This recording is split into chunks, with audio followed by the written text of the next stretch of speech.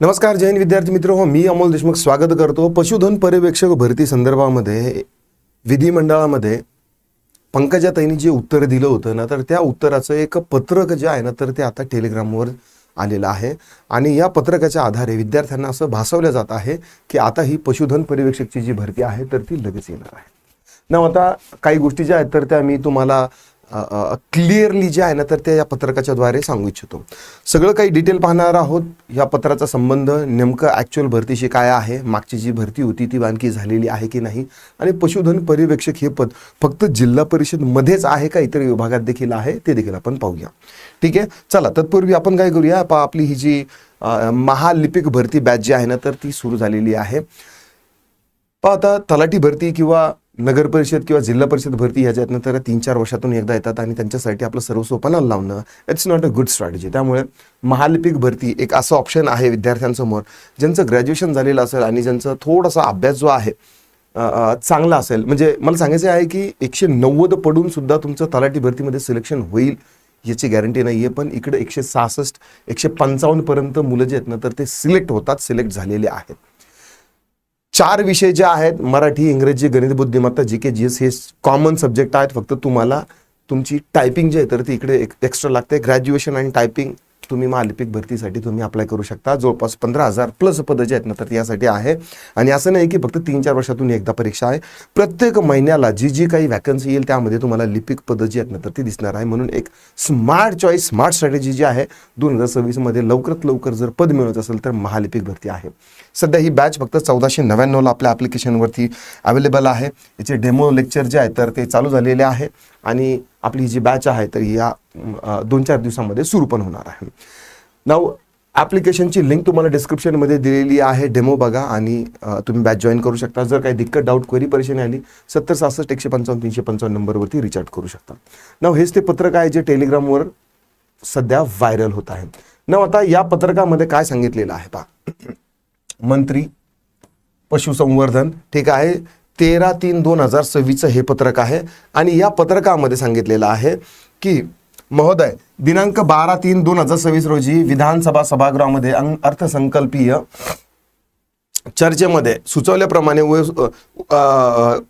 उपरोक्त उपस्थित केलेल्या मुद्द्याच्या अनुषंगाने आपणास कळवण्यात येत आहे। म्हणजे पंकजाताईला जो आहे ना तर तो प्रश्न विचारण्यात आला होता की जिल्हा परिषदचं आणि त्यामध्ये पशुधन पर्यवेक्षक हे पद कधी येणार आहे।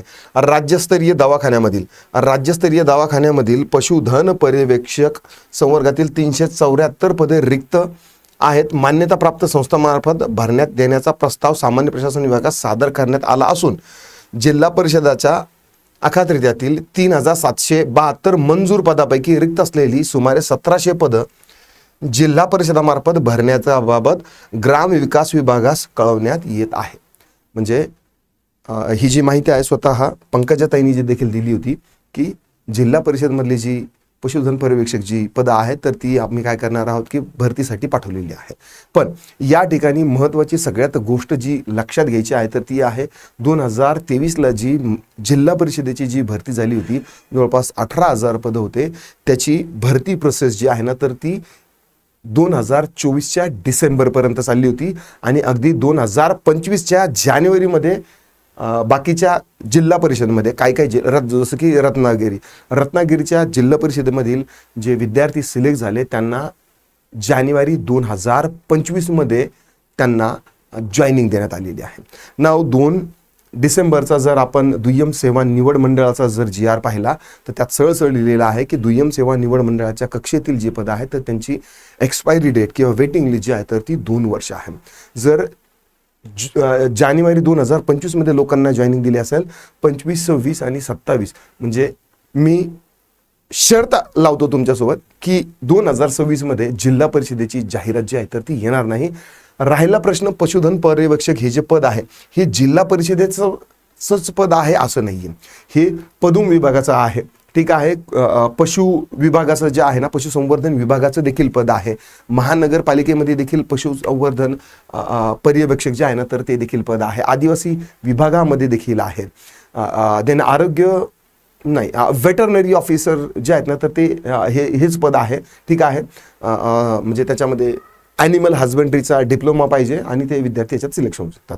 जसं आरोग्य सेवक हे पद 4-5 डिपार्टमेंटमध्ये आहे, तसंच पशुधन पर्यवेक्षक हे पद देखील 4-5 डिपार्टमेंटमध्ये आहे. राहिला प्रश्न या पत्राचा. या पत्राच्या आधारे फक्त जिल्हा परिषदेच्या पशुधन पर्यवेक्षकाबद्दल सांगितलेलं आहे. आणि हे जे जिल्हा परिषदेची जाहिरात अशी म्हणजे एका पदासाठी आली आणि बाकीच्यासाठी येणार नाही असं कधी होत नाही. नगर परिषद आणि जिल्हा परिषदेचा कारभार फार किचकट आहे. सेंट्रल लेवलवरती एकदाच जाहिरात येते. जे जे कोणते पद रिक्त असेल सगळ्यांची जाहिरात ही जी आहे ना एकदाच येते आणि नंतर मग त्यांची परीक्षा होऊन हळूहळू ज्या त्या जिल्हा परिषदेच्या कारभार आहे त्या पद्धतीनं काय करतात, विद्यार्थ्यांना जॉईनिंग देतात आणि तिथून पुढं ते 2 वर्ष त्यांची वेटिंग लिस्ट असते.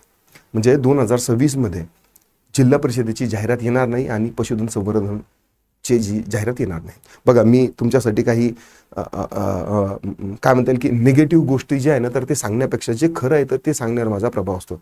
तुम्हाला आवडेल याच्यापेक्षा काय जे सत्य आहे ते सांगण्यावर माझा प्रभाव असतो. बाकी तुम्हाला कुठले शिक्षक काय सांगतात काय नाही हे तर आहेच. मागच्या व्हिडिओवरती जिल्हा परिषद भरती याचं जे अपडेट आहे ना तर त्याच्याविषयी मी एक स्पेशल व्हिडिओ बनवलेला आहे. मी त्याची एक लिंक देईल आणि 2026मध्ये जाहिरात काय येऊ शकत नाही, सगळं काही परीक्षा कधी झाल्या, त्यांची फॉर्म भरायची तारीख कोणती होती, कोणती वेबसाईट होती, कोणत्या जिल्हा परिषदेनं कधी कधी जॉईनिंग दिलेली, सगळं वेबसाईट वगैरे सगळं पुरावे जे आहेत ना तर ते दिलेले आहेत. आशा करतो तुम्ही तो पण व्हिडिओ पाहून घेणार. व्हिडिओ आवडला असेल तर लाईक करा, शेअर करा, कमेंटमध्ये तुमचे काय दिक्कत डाऊट क्वेरी परेशान असतील नोंदवू शकता. आता पुरतं एवढंच. थांबतो, पुन्हा भेटूया. राम राम.